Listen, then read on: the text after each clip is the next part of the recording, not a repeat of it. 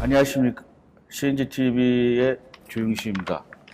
오늘 2019년 5월 20일 CNGTV 방송은 스마트 팩토리 디지털 담론이 되겠습니다. 이 담론은 우리가 생각하는 걸 얘기하는 겁니다. 무슨 결론이 있는 거가 아니고 뭐 논쟁을 하는 것도 아닙니다. 그래서 오늘 그 스마트 팩토리의 대단한 두 분을 모셨습니다. 그래서 이번 방송에서 스마트 팩토리에 발표해 주실 그리고 토론 담론을 해주실 분은 전 스마트 공장 추진단장이신 박진우 교수님과 그다음에 ACS 이게 바로 다 아시죠? 차석근 부회장님이십니다.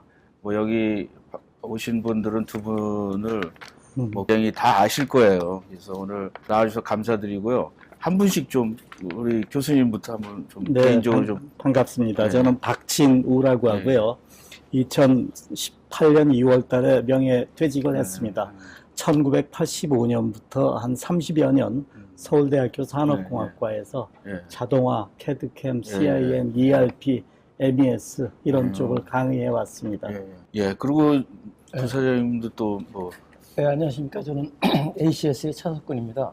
저는 원래가 이제 전공이 이제 지역예측을 했고, 그다음에 주로 이제 초기에는 이제 머신 비전하고 그 마이크로웨이브 쪽에 관련된 지역 쪽 이런 쪽으로 하다가 88년도에 회사 설립하면서 지금은 이제 스마트 공장이라고 하는데 그 당시에는 이제 POP, MES 이런 거 출발을 해서 현재까지 부사장으로 재직하고 있습니다. 예, 그건 뭐 저는 이제 두 분 다 뭐 페북에서도 계속 하고 운동도 열심히 하시고. 뭐 우리 교수님은 요즘에 뭐 어떤 그룹 이런 걸 하시는 거가 있으십니까? 그렇습니다. 명예퇴직했지만은 서울대학교의 공학전문대학원이라고 있는데 거기에 제가 지금 매뉴팩처링 스마트 제조의 트랙 주임 교수를 해달라고 해서 명예직이지만 하면서 시간 강사 일하고 있고요. 그 밖에 도와주고 있는 회사들이 있습니다. 아주 활동적으로 일하시고 있어서 뭐 많은 여기 있는 분들이 뭐 교감이 될 거라고 저는 생각이 듭니다. 그래서 우리는 은퇴는 없죠? 계속 일해야 되는 거죠? 그렇죠. 저희들이 일할수록 저희들이 연금을 축내지 않으니까. 그러게요. 이게 우리 젊은 분들한테 좋은 일 아닐까. 대신 우리한테 맞는 일을 해야죠. 젊은 사람들 일자리를 뺏으면은 안 되고. 저는 두 분에 대해서 굉장히 좀 존경하는 거가 뭐냐면은 이제 약간 꼰대 기질이 없으신 것 같아요. 되게 민주적이고 이렇게 좀 자상하실 더라고요, 이게. 그래서 뭐, 야, 이건 내가 옛날에 뭐 이거 했어, 뭐 이런 느낌이 안 나는 거가 굉장히 좋더라고요, 이게. 오늘 제가 뭐 두 분들은 굉장히 뭐 전문가지만 나름대로는 스마트 공장에 대해서 나만의 뭐 정의가 있다, 이런 게 있다면 좀 한번 말씀해 주시겠습니까? 우선 제가 먼저 할까요? 네, 순서는 그냥 제가 이렇게 짧게 얘기하면은 국제적으로 경쟁력이 있는 공장이 스마트 공장입니다. 그렇죠. 짧게 아주 중국보다 잘하면 우선은 그러나 베트남이나 또는 인도가 쫓아오고 있으니까 계속 잘하셔야 될 거고 다른 방법으로 또 정확하게 얘기 드리자면은 기존의 자동화 정보화 기술을 최대한 활용해 가지고 생산성이 높은 공장 그 다음에 유연성이 높은 공장. 유연성. 이 부분이 특징이 있습니다. 세 번째가 환경 친화적인 공장. 유연성이 왜 중요하냐면은 제가 94년경에 완전 로봇가 로봇을 조립하는 공장을 일본에 가서 본 적이 있어요. 이 회사가 지금 법정 관리입니다. 자동화를 너무 많이 해가지고 시장 변동에 적응을 못해가지고 싫어합니다. 그게 스마트 공장 아닐까. 다시 말씀드리면 생산성 높고 유연성 높고 환경 친화적이어야지 미래에도 경쟁력이 있을 거다. 박 교수님이 얘기하신 대로 전적으로 동감하고요. 저는 이제 제가 여지껏 쭉 스마트 공장이라는 거를 이렇게 구축을 해오면서 느꼈던 거는 기업이 일단 생존을 해야 된다. 생존한다는 게 가장 중요하다고 생각합니다.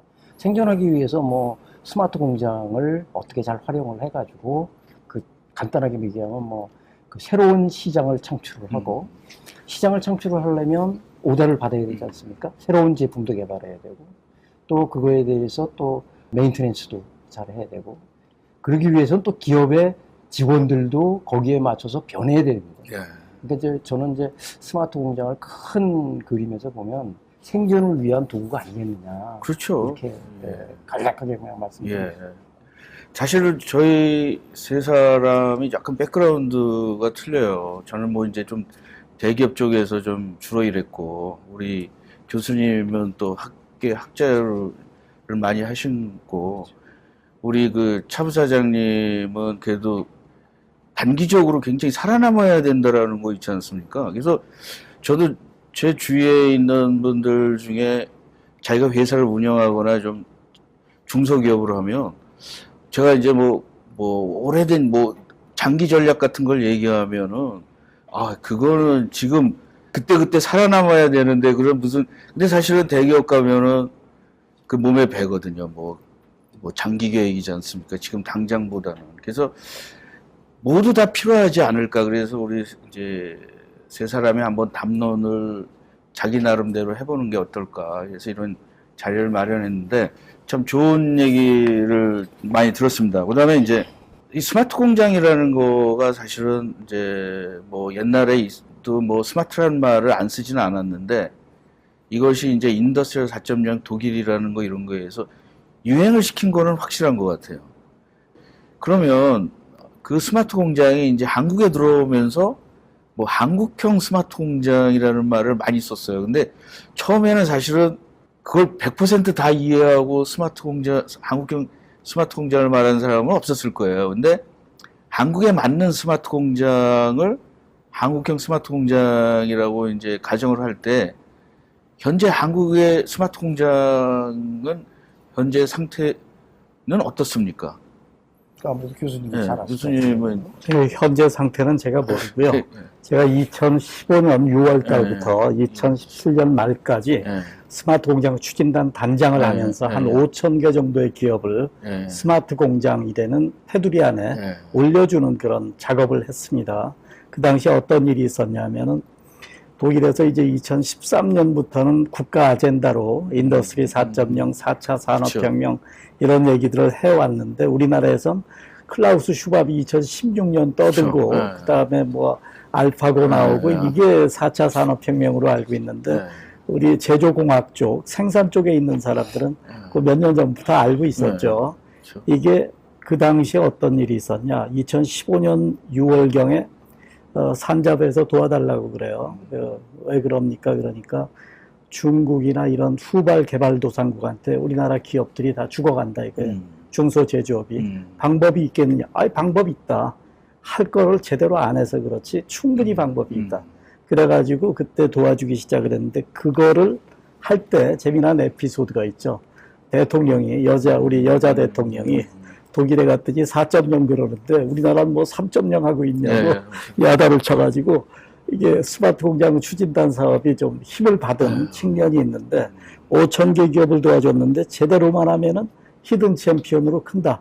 그래서 2016년까지 끝낸 기업들을 2017년에 한번 조사를 해봤더니 생산성이 30% 올랐고요. 그 다음에 고용도 증가했어요.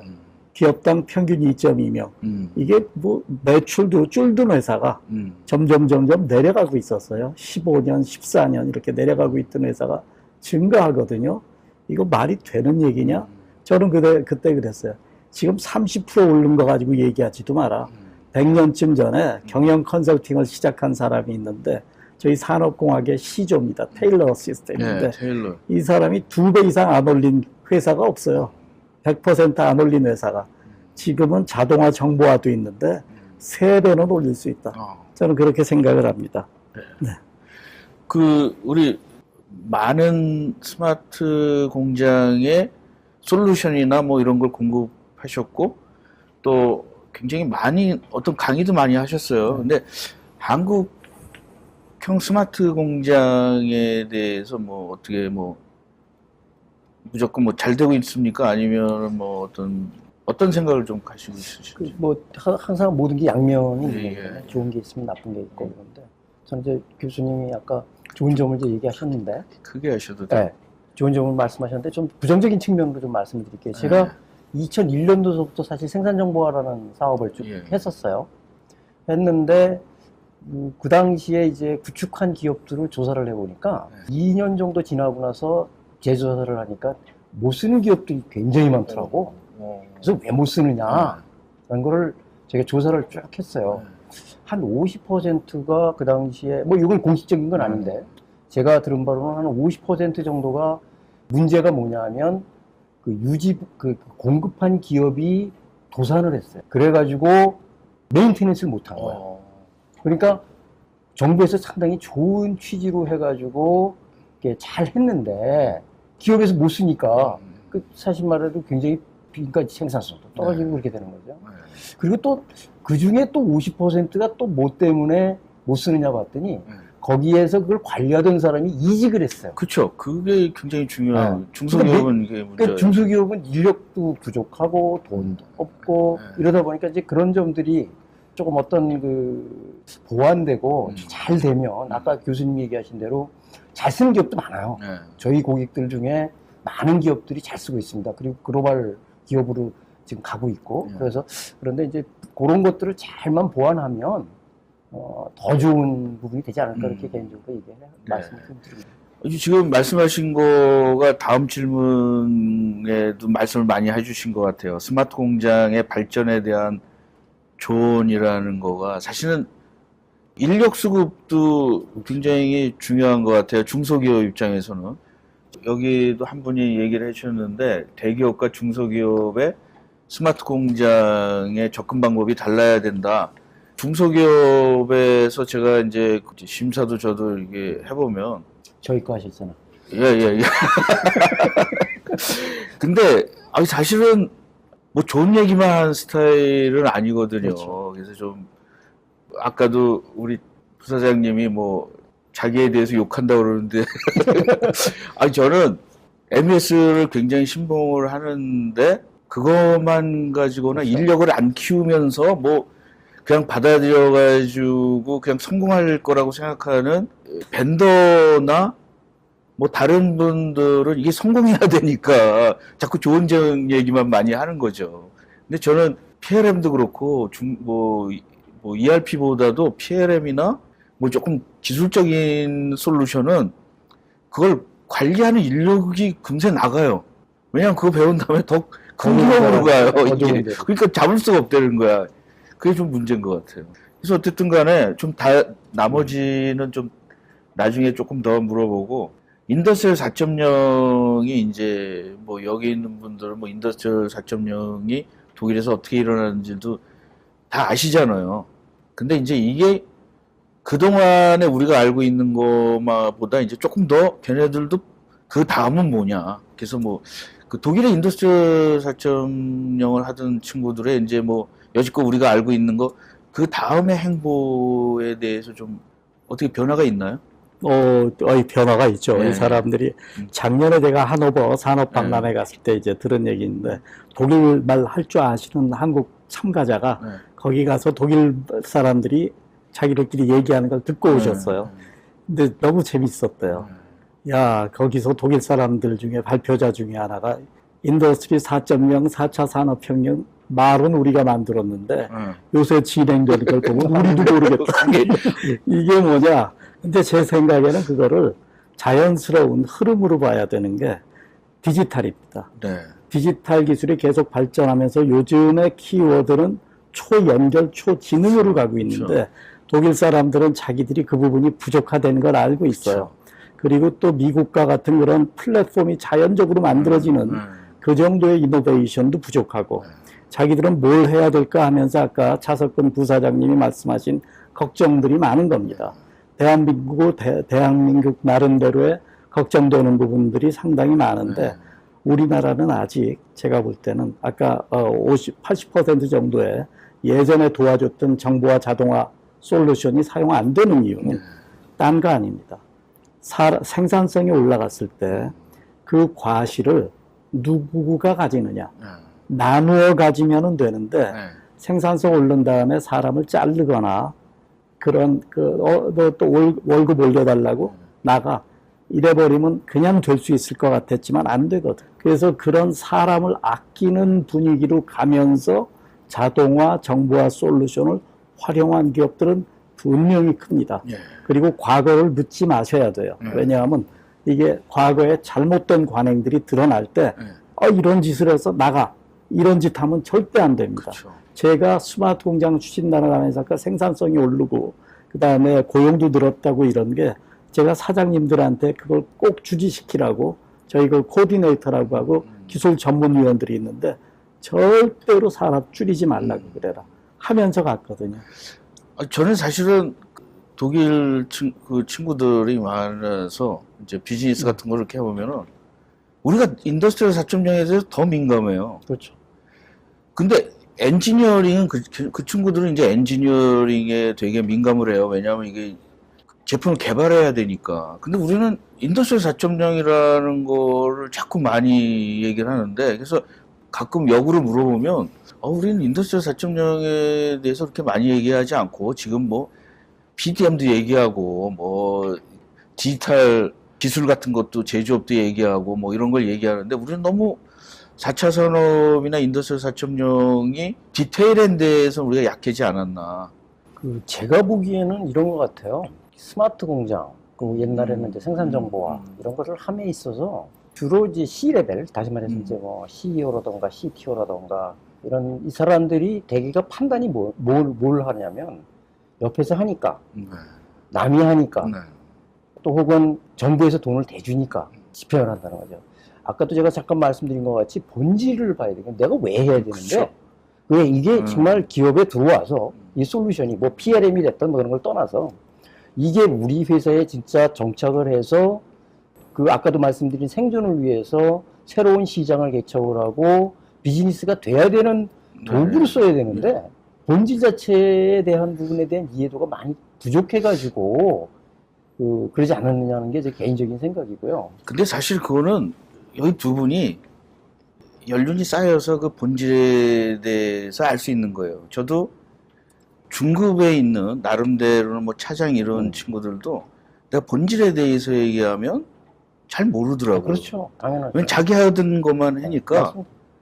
이 본질이 참 쉽지가 않은 것 같아요. 그래서 죄송합니다. 그래서 본질을 알다는 게 누가 알겠습니까? 그 회사의 C 레벨밖에 몰라요. 그렇죠. 근데 이런 스마트 공장 도입하는데 차장, 과장들이 스터디하면 아까 말씀하신 대로 그 사람들은 그것만 본단 말이죠. 그러니까 회사 전체에 필요하다는 것을 못 느끼고 여기에 제가 이제 하면서 많은 회사들이 왜 실패할까, 왜 잘 안 될까라는 걸 한번 이렇게 조사를 해보니까 제일 큰 게 두 가지예요. 첫째가 프로세스 이노베이션이 안 돼요. 그러니까 이런 게 새로운 게 들어오면 프로세스가 바뀌는 건데 전산화식으로 도입을 한다고 전산을 한다는 거죠. 그렇죠. 정보화를 하지 네. 않고 지능화를 하지 않고 말해서 스마트 공장화를 하지 않고 이게 두 번째. 그리고 두 번째는 체인지 매니지먼트입니다. 사람이에요. 결국은 사람이 바뀌지 않으면 저희 회사도 마찬가지입니다. 전적으로 공감입니다. 사람이 바뀌지 않으면요. 아무리 좋은 도구, 아무리 훌륭한 뭐 IoT 이런 거 해도 소용없어요. 근데 저는 이제 이런 생각을 하거든요. 우리나라 교육이 이렇게 아까도 유연 생산이라는 걸 말씀하셨잖아요.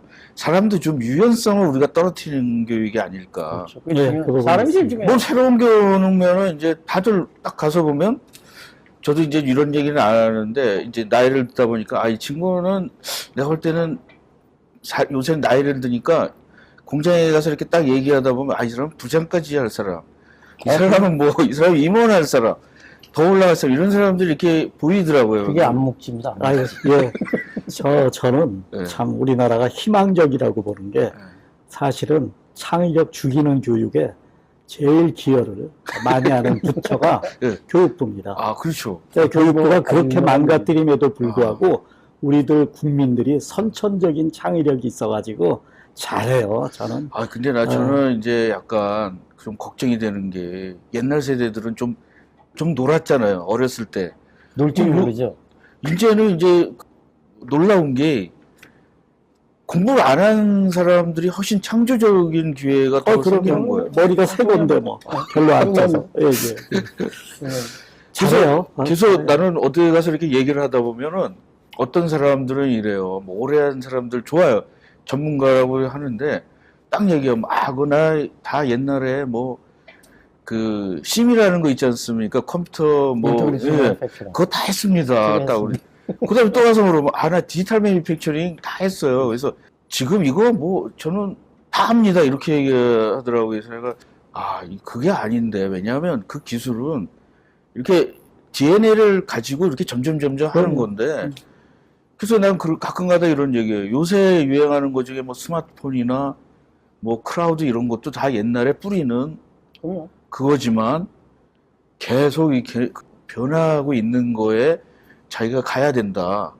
나이 든 세대들 보면 딱 두 종류인 것 같아요. 나는 요즘도 이제 우리 4차 산업혁명을 막 얘기하면서도 택시나 뭐 이런 거 뭐 하면은 뭐 안 돼. 나는 내 밥그릇을 뺏지 마. 뭐 우버 나오면 막 이제 막 이렇게 이런 거가 싸워야 될, 극복해야 될 또 우리의 반경인 것 같아요. 지금 사실 그 새로운 어떤 솔루션 내지는 새로운 아이디어가 나왔을 때 받아들이는 거, 우리 택시 회사에 예전에 그 스마트 카드 결제 시스템 들어왔을 때 얼마나 반대가 많았습니까? 지금 이렇게 잘 쓰고 있잖아요. 우버나 다른 솔루션도 분명히 서로 윈윈으로 가게 할 수 있는데 참 대화 기술이 약한 것 같습니다. 지금 어디서 나와서 전 정부 때도 그랬는데 어디 와가지고 국민과의 대화 그러면서 100명 이렇게 있는 데서 질문하고 답하고 완전 쉬웁니다. 그렇죠. 그래서 우리끼리 이렇게 같이 담론하는 것도 주고받고 이런 가운데 저분 얘기하시는 게 뭐구나 하는 걸 알아듣게 되는데 한마디 하고 답변하고 뭐 국민과 대화했다고 이런 쇼에 이젠 넘어가지 맙시다 우리 국민들이. 아니 근데 대화를 하면 자기 싫은 사람도 좀 불렀으면 좋겠어요. 그렇죠. 바로 그래야죠. 아까도 얘기한 그리고 좀 예의도 지키고. 그렇습니다. 그래서 저는 이제 요즘에 제가 이 디지털 담론, 디스커스라는 걸 내가 이제 몇 년 전부터 얘기를 하는데 우리 결론을 내리지 맙시다. 왜냐면 다 다른 분야에 모두 다 했는데 자기 것만 옳다고 그러고. 그래서 저도 이제 비행기 같은 것들을 이제 팀장 이렇게 모이면 맨날 싸웠어요. 그냥. 왜냐면 자기가 중요하대. 구조는 구조가 중요한데 구조를 그 사람대로 얘기를 하면 무거워서 이게 못 나르는 거예요, 이게. 그렇죠. 그래서 그걸 이제 어느 정도 이렇게 서로 걔네들은 이제 트레이드업이라고 그러는데 약간의 그 밸런스나 뭐 이런 거가 있어야 되는데 그러면은 아까 새로운 거가 오면은 아까 우리 교수님이 말씀대로 생산성이 높여진다고 사람을 함부로 자르면은 없이 그 사람들을 뭐 교육을 트랜스퍼해서 뭘 한다든가 뭐 이런 같이 멀리 가자 이런 개념으로 가야죠. 그래서 제가 처음에 그 4차 산업에 들어왔을 때 많이 이제 얘기를 토론하면서 많이 좀 실망을 하는 게 뭐냐면 독일 가서 배워야 된다. 뭐 이게 자동화나 정보화 기술이 다인 줄 알아요. 사실은 그거는 아주 도구에 불과하고 저는 절대 무인 자동화 이런 얘기하는 기자들은 엉터리입니다. 그렇죠. 적정 자동화입니다. 그리고 지멘스의 안베르크 공장 같은 데는 뭐 가보셨겠지만은 인원이 줄지가 않았어요. 더 늘었어요. 자동화 수준도 늘고 정보화 수준도 올라갔는데 매출이 더 늘기 때문에 고용 인원도 더 늘었습니다. 한 몇 년 전서부터 중소기업들이 스마트 공장에 관심을 가진 사장분들이 이제 비용을 줄이기 위해서 자꾸 그렇게 건비가 오르니까 그런 부분들 그리고 이제 또 우리나라 기업들도 자꾸 뭐 그 핑계로다가 자꾸 외국으로 뭐 베트남이나 이런 데로 가서 제조업에 대해서 원로이신 분들이 굉장히 많이 얘기를 해 주셔야 돼요, 이게. 뭐 스마트 공장이라는 거 뭐 기술적으로만 얘기를 하잖아요. 뭐 로봇, 뭐 IoT 두 분은 사람이라고 그러잖아요, 일단. 그리고 또 우리 부사장님은 가장 중요한 생존 전략이다. 살기 위해서 하는 거지, 지금 뭐 남 보여주기 위해서 이런 건 아니잖아요. 그러면 같이 잘 살려고 하는 거예요. 생존이라는 게 굉장히 중요한 의미가 있다고 저는 생각을 자꾸만 하는 이유 중에 하나가 저희가 이제 이런 스마트 공장도 있지만 제품 혁신이라는 부분, PLM이나 뭐 혹은 어떤 그런 것들은 굉장히 중요하지 않습니까? 제품이라는 게. 결국은 회사가 살아남아서 그걸 가지고 뭔가 아까 새로운 젊은 사람들이 생각하는 사고와 제품 혁신이라는 게 결국 공정을 과거는 10개를 공정을 거쳤던 거를 2개, 3개 공정으로 만드는 것도 공정 혁신이고요. 또 반대로 제품을 기존에 쓰는 것들을 확 바꾸는 거. 그러니까 결국은 두 축이에요. 하나는 생산을 어떻게 고효율화시키는 부분이 하나 있겠고, 또 하나는 제품을 어떻게 우리한테 맞는 새로운 시장으로 확대하느냐. 이건 PLM이나 이런 데서 굉장히 잘 해줘야 될 거라고 생각을 하죠. 저는 이제 요 스마트 팩토리도 굉장히 새로운 제품 같은 것들이 선진국에서는 많이 나오잖아요. 우리가 생각하지 못했던 거.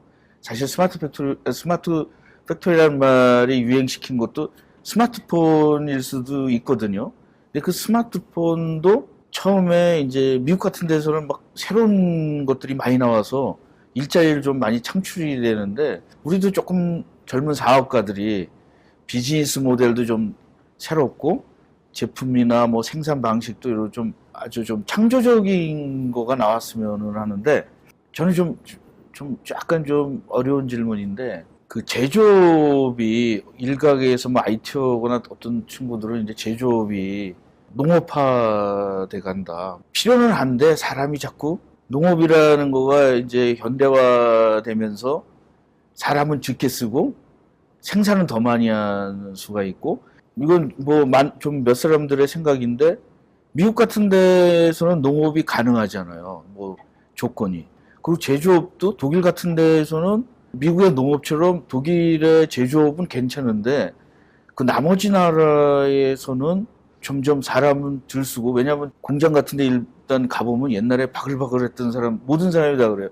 옛날에 여기 몇백 명이 일했는데 지금은 거의 사람이 없다. 그러면 우리 제조업에서 조금 사람들을 많이 창출하려면은 어떤 쪽이 좀 한국에서 필요할까? 글쎄요. 저는 이제 두 가지, 아까 이제 하나는 이제 그 우리가 스마트 공장이라는 거를 가지고 사람의 수를 줄인다라는 관점에서 보면 자동화하고 뭐 이런 부분으로 가는데, 스마트 공장에는 큰 그 광의에서 시스템을 그렇게 보면 아까 이렇게 트랜스포메이션이거든요.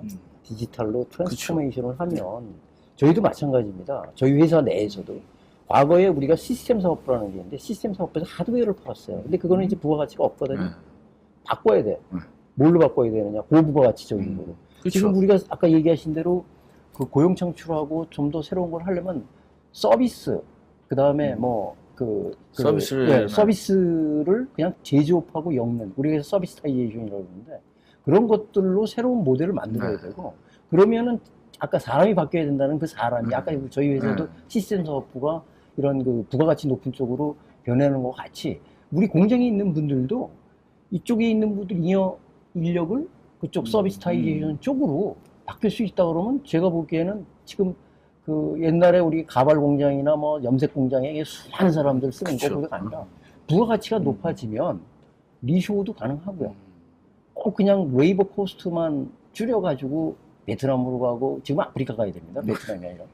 그런 식으로 가야 된다고 그러는 거는 너무나 이게 아주 이렇게 단편적으로 보는 거 아닌가. 교수님은 요새도 강의를 하시는데, 뭐 이제 제조업 그쪽일 거 아니에요. 나와서 이제 친구들은 또 단순 제조업이 아니라 또 생산을 어떻게 효율적으로 하나, 뭐 플렉시블을 하나, 뭐 이런 거에 일자리를 가야 될 친구들이지 않습니까?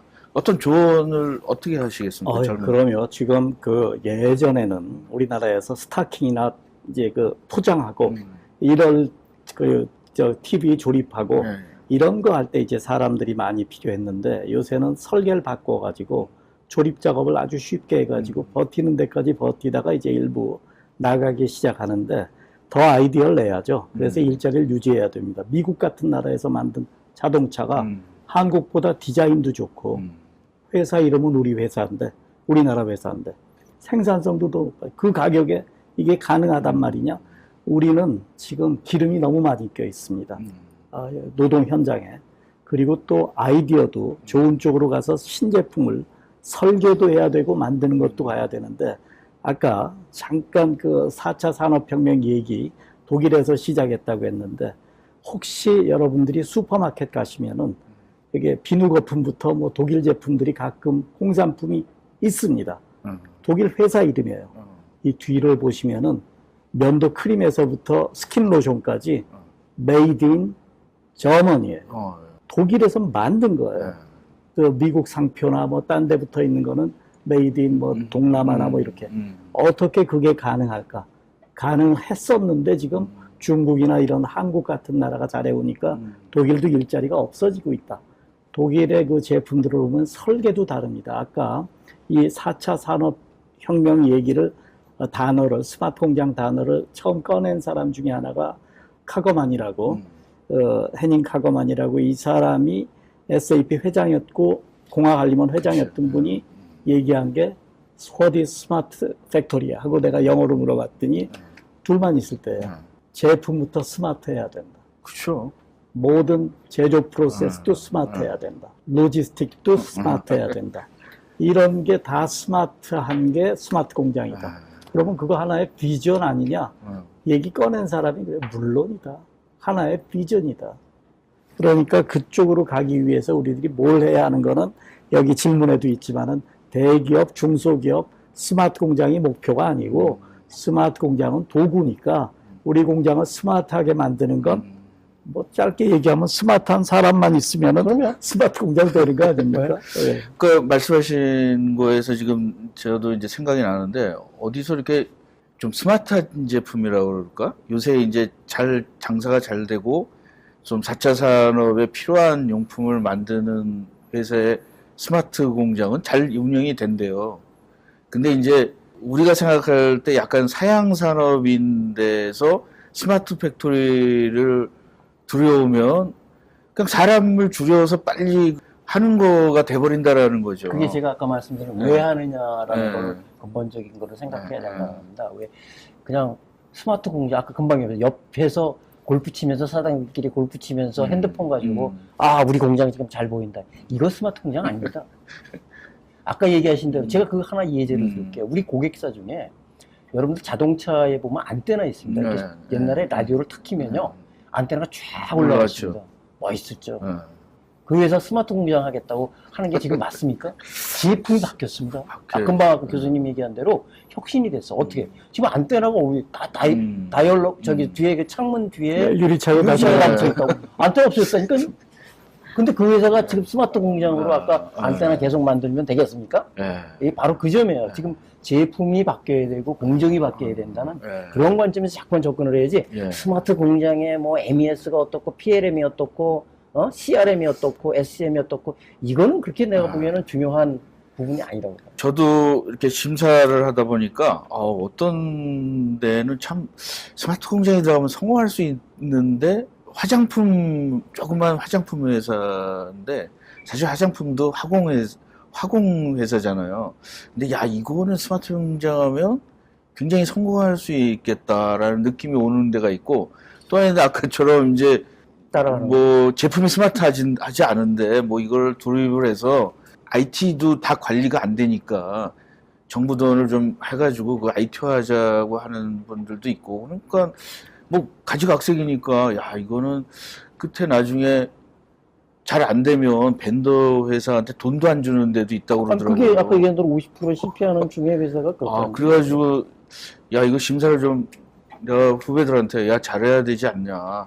그 친구들은 이제 뭐 삼성에서 일하다가 또 왔으니까 곧 자기가 또 거기 공무원인 분들도 어느 정도 지나면 돌아가야 되는데 우리나라는 그 임시직이잖아요, 그게. 그러니까 이제 조금 하다가 좋은 게 좋은 거다 이러고 가려고 그러는데 나는 이 바닥에서 이제 오래 하니까 이거는 분명히 이거는 실패할 방향으로 가고 있는데 걱정이 되는 거죠. 그래서 이제 여기 이제 질문들을 굉장히 열심히 해주시는 분 이렇습니다. 한번 뭐 다 보시죠, 이게. 네, 좋습니다. 네, 네. 여기서 조금 뭐 하나하나 뭐 보면서 갈까요? 위에서부터 먼저 볼까요? 아니면 뭐 아래부터 밑에부터 보시는 게 나을 것 같아요. 윤석원님은 박 교수님 말씀한 대로 평범에서는 스마트 팩토리가 기회가 느껴집니다. 사장님이 절대 이걸 동의해 주셔야 됩니다.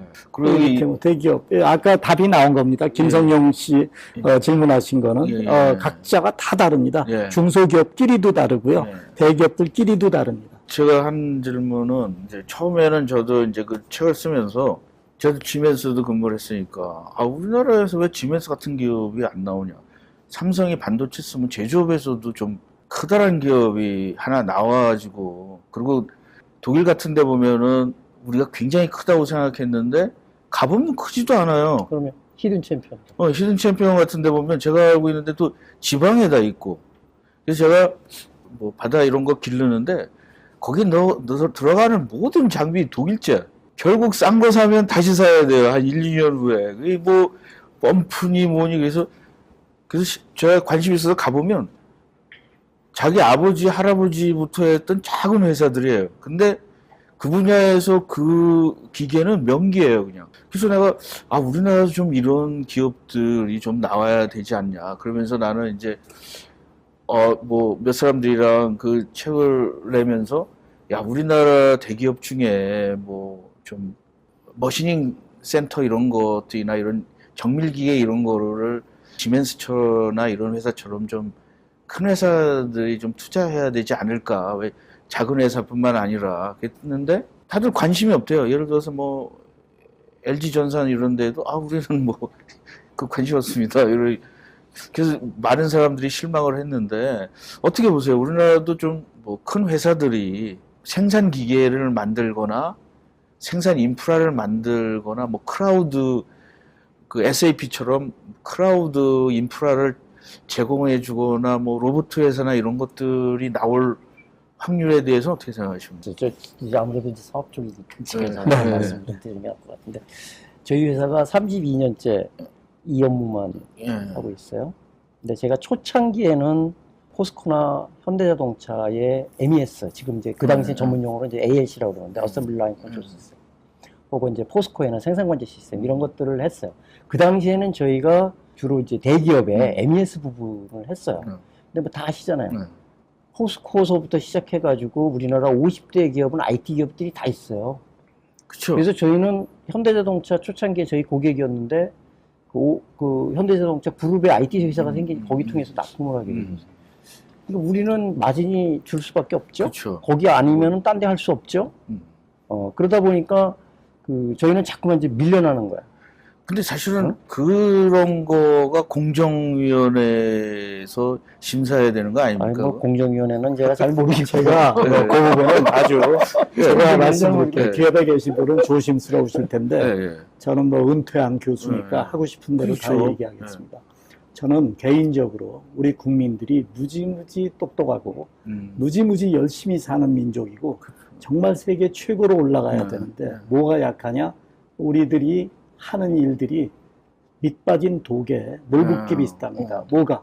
지금 정부 조직이나 이런 정치 시스템이나 이게 우리들이 일하는 걸 도와주는 게 아니라 못하도록 하는 거예요.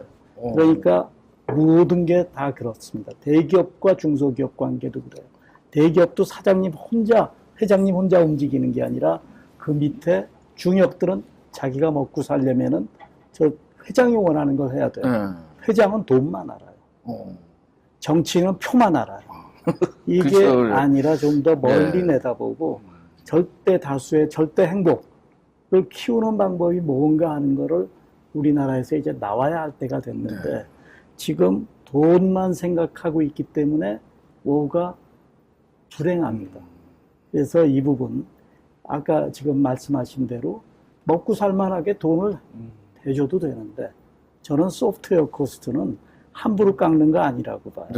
그만큼 충분히 줘야 되고 그렇게 같이 더불어 가야 되고 모든 대기업과 중소기업 관계도 그렇게 가야 되는데 이쪽을 쥐어짜서 내가 더 이익을 보겠다. 같이 키워주지 않고는 결국은 우리 중소기업이 다 죽어버리면은 중국에서 부품을 수입해서 제품을 만드는 순간 대기업도 다 끝납니다. 그러니까 그 생각들을 하셔야 될 거라고 믿습니다. 어디서 얘기를 했는데 어떤 교수인가 지금 이 젊은 친구들은 걱정 안 해도 된다. 취직이 다 된다. 조금 있으면. 단 그 중국 회사에 가서 일할 수 있다. 이런 얘기를 농담으로 얘기한 적이 있는데 비즈니스를 해봤어요. 근데 진짜 아까 말대로 모든 재벌들의 IT 회사가 있어요. 근데 저기 한 것도 아니고 통과세만 받는 거예요, 이게. 맞아요. 그걸 웃기는 거잖아요. 그래서 큰 회사를 다니던 사람들은 그거에 대해서 무감을 하다가 자기가 나와서 비즈니스를 다 할 때 보니까 아니 뭐 삼성에 들어가려면 SDS 뭐 LG 뭐 이런 것들 그게 좀 심하고 심하지 않은 데가 있을 뿐인데 심한 그룹도 있고 좀 덜 심하진 않은데 그게 이제 관행이 많이 돼버린 것 같아요. 그래서 어떻게 보면 이제 IT 우리 하는 사람들도 얘기가 그것이 우리나라가 IT 회사가 커지지 못한 그 원인 중에 하나다 이런 얘기들을 하더라고요. 저는 이제 또 그 제 입장에서 그냥 좀 얘기를 하면 그건 이제 푸념하는 얘기일 수도 있어요. 왜냐하면 그러니까 대기업이 그러니까 너희들은 못 살았어라고 이제 푸념할 수 있는데 반대적으로 또 제가 생각을 하면 우리가 실력을 진짜 갖추면 진짜 가치를 딜리버리하면 그런 부분들 인정받을 수 있을 거라고 또 반대로 생각은 해요. 물론 이제 아까 그 성행세라는 부분에 대해서는 좀 다른 얘기 같고. 근데 이제 제가 최근에 조금 하나 그 긍정적으로 좀 보는 것 중에 하나가 저희도 이제 임원들이 바뀌지 않습니까? 옛날에 고정적인 아까 그 회장을 봐야 되는 그런 분들에서 이제 새로운 사람들로 이렇게 바뀌면서 제가 이제 어떤 그 H 회사, 로봇 회사를 제가 말씀드릴게요. 거기는 저희하고 상생을 합니다. 왜 그러냐 하면 그 사람들이 이 소프트웨어 전문적인 사람들이 진짜 필요한 거예요. 스마트 공장을 하려고 그러니까. 그러니까 저희 같은 회사는 뭘 하고 있냐면 다양한 기계하고 인터페이스. 그 회사는 현대 쪽에 관련된 일밖에 못 해. 삼성이 못 팔아. 그러니까 우리 보고 뭐라 그러냐면 그 ACS가 이런 거 잘하고 있다며. 그러면 그런 거 해가지고 니들이 글로벌에 팔고 이런 얘기의 상생 모델도 나오더라고요. 그래서 이게 제가 생각하면서 아까 물론 그런 것을 우리가 잘못됐다는 얘기도 할 수 있지만 우리가 그런 그 독특하게 제가 이제 요새 제 스마트 공장에서 항상 얘기하는 게 산업군별로 잘하는 게 있습니다. 저희가 그런 것들을 잘하는 거를 빨리 찾아가지고 집중화하자라는 거를 좀 해야 될 필요성도 있다고 저는 봅니다. 물론 뭐 아까 그 그룹이 뭐 정책적으로 그런 게 잘한다고 얘기하는 건 아닌데 또 이제 반대적으로 얘기하면 우리가 또 잘해서 우리가 그거에 대한 준비를 그 서로 상생할 수 있는 부분을 찾아서 잘하는 부분에 집중하면 좀 그 상생 전략으로 그런 부분이 나오지 않을까 이렇게 생각도 해봅니다. 중소기업 같은 경우에는 스마트 공장은 이제 국가에서 나름대로 지원을 하고 그러는데 이제 대기업은 각자들 하고 있잖아요. 그러니까 대기업 우리가 그 독일의 인더스트리얼 4.0 그 이렇게 그 비즈니스 그룹처럼 우리도 대기업끼리 모여서 뭐 하는 게 있나요? 지금 그건 없고요. 제가 지금 알고 있기로는 우리가 이제 표준화 회의 제가 이제 표준 위원 활동을 하고 있는데 저희가 좀 하는 거는 표준 관점에서 좀 그런 그 대기업하고 중소기업 간의 이런 상생 부분들을 좀 얘기를 하고 있고 지난주에 저희가 워크숍도 했어요. 그래서 이제 LG전자에서도 와서 자기들의 그 MES 시스템이라던가 표준 시스템에 적용하는데 그 컨선도 얘기했고 그러는데 저희가 이제 표준 관점에서 좀 그런 얘기들을 조금 일부 좀 하고 있습니다. 그러니까 저는 그게 궁금해요. 왜 인더스트리얼 독일 가서 인더스트리얼 4.0에 대해서 막 얘기를 하면서 그러면 왜 걔네들의 그 커다란 프레임워크 있잖아요. 인더스트리얼 4.0에는 학계도 있고 뭐 대기업들 뭐 거기 보면은 뭐 SAP 회장도 오고 지멘스 회장도 있고 올해 바뀌었습니다. 저기 그 SAP 회장에서 이제 인더스트리 4.0이 그 페스토의 그 CTO가 근데 그런 기업들이 한 20-30개들이 모여가지고 뭐 어떤 백서도 내고 근데 우리는 사실 표준은 정기적인 것도 아니고 그 같이 외국에 커다랗게 이렇게 전략도 아니고 제가 항공기 개발할 때 T-50 이런 것도 항상 최고의 무기만 파는 건 아니거든요. 틈새 시장도 있고, 뭐, 너무 비싸서 독일의 걸 다 못하는 나라도 있는 거거든요. 뭐, 여러 가지, 뭐, 규모나 이런 거. 근데 우리도 좀 그런 모임들이 뭐, LG산전이든, 뭐, SDS든, 뭐. 저는 그런 거에 대해서 우리가 얘기할 게 아니라 정부에서 역할을 잘 해가지고 그냥 우리한테 이렇게 가는 게 유리하겠다 하는 거를 정부에서는 그런 일 해주면 돼요. 그렇죠. 근데 우리나라 경우에는 되게 공무원들이 전문성이 떨어집니다. 1년마다 순환 보직을 하기 때문에 꾸준한 정책적인 방향 설정이 안 돼 있고 그래서 기업들끼리 서로 협업해라 우리 같이 아무런 파워가 없는 사람들이 암만 얘기해봤자 그냥 허공에다 소리 지르기예요. 아니 근데 그러니까 그걸 해줄 수 있는 사람들이 움직여야 돼요. 아니, 지금 이렇게 보니까 이상한 거예요. 왜냐하면 독일에 관람단도 이렇게 가는데 갔다 와서 한 번 보고 또 다시 그냥 흩어지는 거잖아요. 그렇죠. 그래도 저는 절반의 성공이라고 봐요. 독일이 어떻게 하고 있다 하는 것들을 봐가지고 자기 기업 내부적으로들은 잘들 하시더라고요. 그런데 아주 유명한 스토리가 있는데 그 유명한 S와 L 전자회사 두 개가 납품하는 회사들이 그런 IT가 다 달라가지고 두 가지로 다 넣어주고 있는 거예요. 양쪽에 다 납품하는 데가. 야, 이거 좀 유저 인터페이스만이라도 하나로 좀 통일하면 안 돼? 하고 MIS 전공하신 교수님이 15년 동안 했었는데 안 됐어요. 그러니까 이렇게 되려면은 뭔가 이게 필요성이 있어야 되고 그걸 하려면은 조합이라든가 이런 데서 그런 걸 찾아내가지고 정책적으로 서포트하게 해주면은 가능할 겁니다. 독일같이. 예, 그러면 이제 조금 한 10분 정도 돼가지고 이제 질문을 이제 좀 시작을 해보겠습니다. 가까운 데부터 해보는 게 어떨까? 질문에 AI가 스마트 팩토리 이끄는 핵심이라고 보시나요? 그렇다면 결국 빅데이터를 가진 글로벌 기업체들이 세계 시장을 지배하는 것으로 보이는데 우리나라의 시장 규모로 될런지요?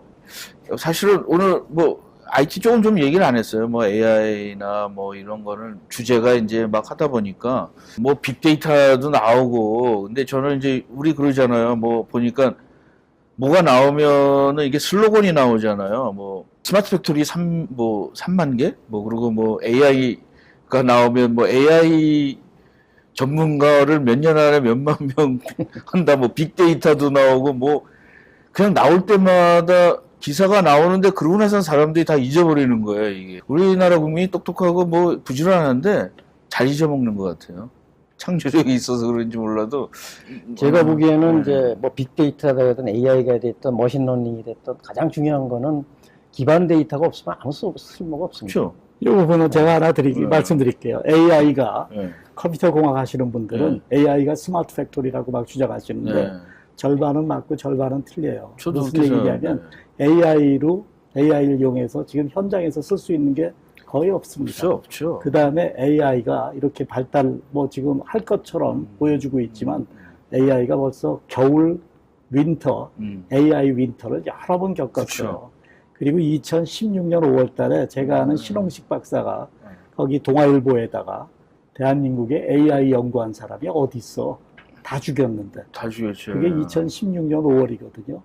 그 뒤에 내 전공이 AI다 하는 사람이 수백 명이 생긴 거예요. 아유, 컴퓨터 사이언스다 AI. 이렇게 돼서는 안 되고요. 사실은 AI가 미래에는 핵심이 될 겁니다. 그러나 아직은 아니고요. 그쵸. 거기 그 전에 우리나라는 커넥티드 팩토리도 안 돼 있어요.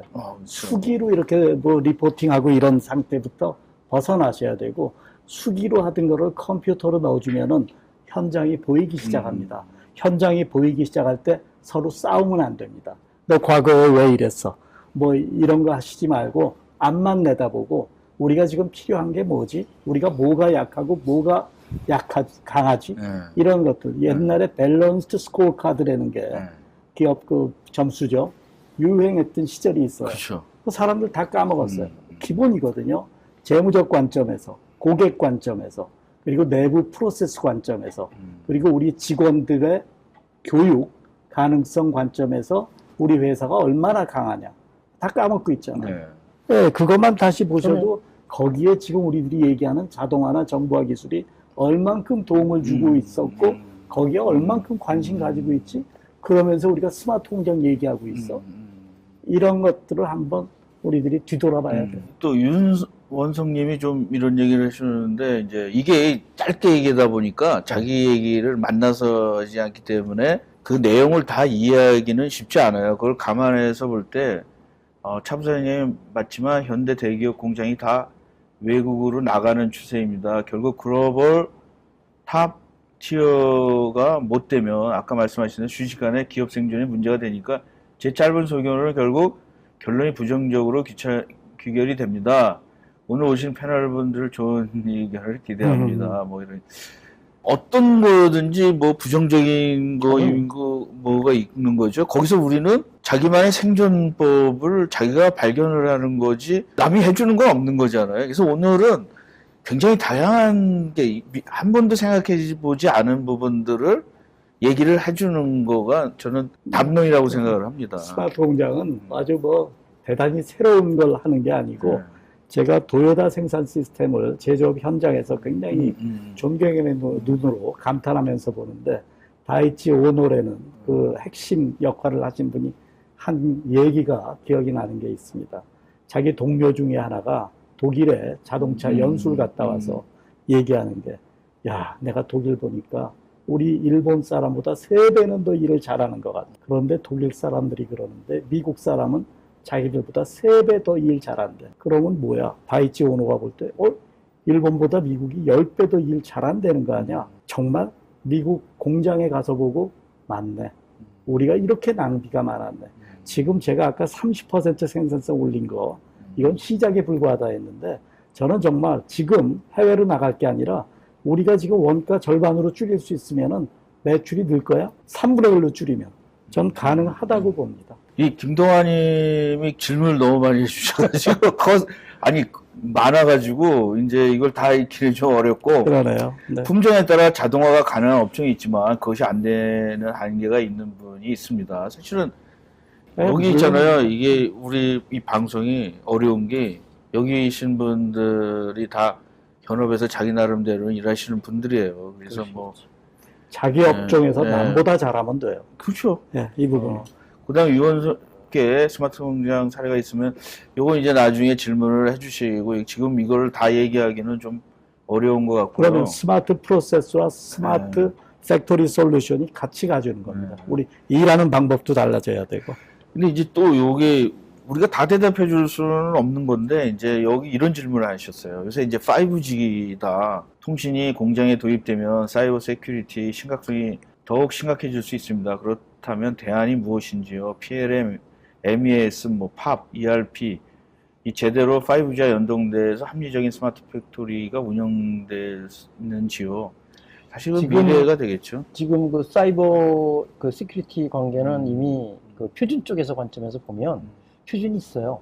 그래서 우리나라도 스마트 OPC UA나 뭐 이런 쪽으로 가면 트랜스포트 레이어 거기서 단계에서 벌써 다 암호화되고 가기 때문에 나머지 부분들을 들여다보셔야죠, 이제. 그래서 이제 그런 그 스마트 공장 전체 IT 시스템에 대한 보안 이런 것들이 미국 같은 데는 벌써 표준으로 이렇게 만들어져 가지고 한국에서도 이제 그 표준들을 갖다가 어떻게 접목할 건가. 그렇지 않아도 이 5G 때문에 그 스마트 산단 이쪽에서도 하나의 타픽으로 이렇게 이렇게 어떻게 적용할 건가 고민들 하고 있고요. 5G에 대해서 저도 고민이 하나 있어요.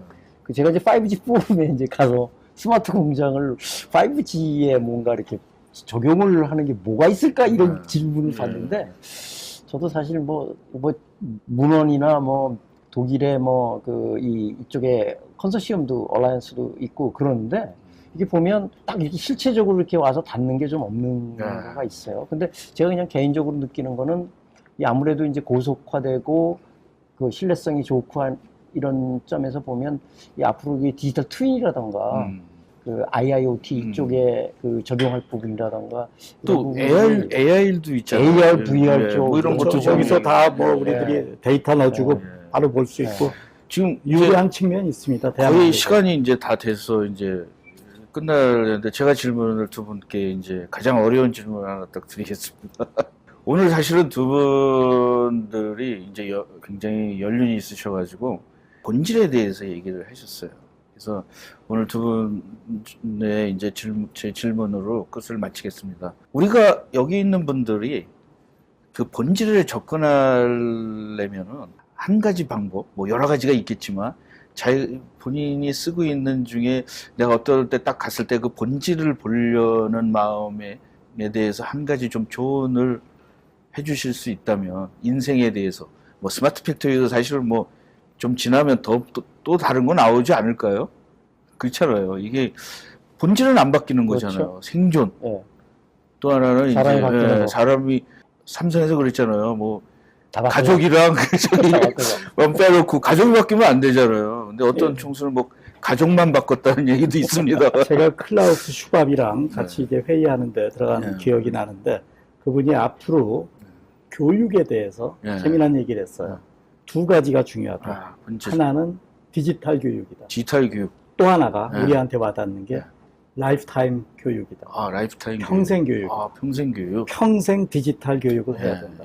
그래서 우리 지금 계신 분들이 우리 사이버 대학도 많고 프라임 컬리지라고 나라에서 해주는 그런 거기에 메카트로닉스나 이런 쪽 교육들이 있으니까 우리들이 공부하면서 가야 됩니다. 좋은 강의들이 많습니다. 이게 본질입니다. 오늘 뭐 다 여기서 올리시고 질문하는 거 있잖아요. 그거는 어떻게 보면 찻잔 속에 폭풍일 수 있어요. 내가 이 일을 하면 야 이거 코딩 왜 안 돼? 이거 뭐 안 돼? 그렇지만 지나고 나면 또 다른 더 커다란 본질이 있으니까. 저는 이제 아까 또 생존 얘기 하면서 마지막으로 저도 결국은 이제 생존이라는 말로 매듭을 짓고 싶은데 제가 이렇게 쭉 이런 사업을 한 32년째 쭉 하다 보면서 느낀 게 뭐냐면 저희도 직원들한테 딱 항상 하는 얘기 저희가 잘하는 거 있습니다. 우리가 그래도 32년 생존하는 거에 대한 잘하는 게 있는데 뭐냐. 이걸 아까 그 본질을 보고 우리가 잘하는 건 인터페이스예요, 사실. 뭐 다양한 기계하고 인터페이스 하는 거 잘하는데 그거를 글로벌하게 그냥 단순히 한국에서 이런 게 아니라 표준이라던가 이런 부분하고 해서 글로벌하게 좀 나가면 저희가 새로운 비즈니스로 아까 얘기하신 대로 저희가 교수님 저한테 맨날 하시는 얘기 있어요. ACS가 글로벌 기업으로 이렇게 가야 된다고 맨날 애국적인 얘기를 하시는데 30년 동안 같이 이제 사실 그 점에 대해서는 제가 뭐 이렇게 그 아직 큰 기업으로 성장 못한 데서 항상 죄송스럽게 생각하는데 지금도 늦지 않았다고 봅니다. 우리 회사도 열심히 하고 또 교수님이나 박사님들이 도와주시면 될 거라고 생각을 하고요. 긍정적으로 보고 있습니다. 예, 뭐 우리가 다양한 거를 담론을 얘기한 거는 여러분들이 이렇게 딱딱하고 이렇게 이런 근육을 풀어주는 거라고 저는 생각해요. 머리에 딱딱한 거. 어떤 거는 자기가 딱딱해진 사람일수록 무슨 얘기가 나오면 굉장히 야 아니야 틀렸어 뭐 얘기하지 마 이렇게 되는데 좀 여기서 좀 유연한 뇌를 가지신 분들은 그래 내가 이거는 몰랐네. 그렇죠. 이건 내가 저 사람이 틀릴 수 있어. 나는 내가 내 나름대로는 요거로 살았어. 오늘 가장 중요한 건 끝에 두 분이 말씀하신 그 디지털 교육, 평생 교육, 또 하나는 인터페이스입니다. 이것은 오늘 방송에 다른 건 다 잊어버려도 요 끝은 잊지 마셔야 될 것 같아요. 오늘 방송은 여기까지 하겠습니다. 오늘 시청해 주셔서 감사합니다. 네, 감사합니다.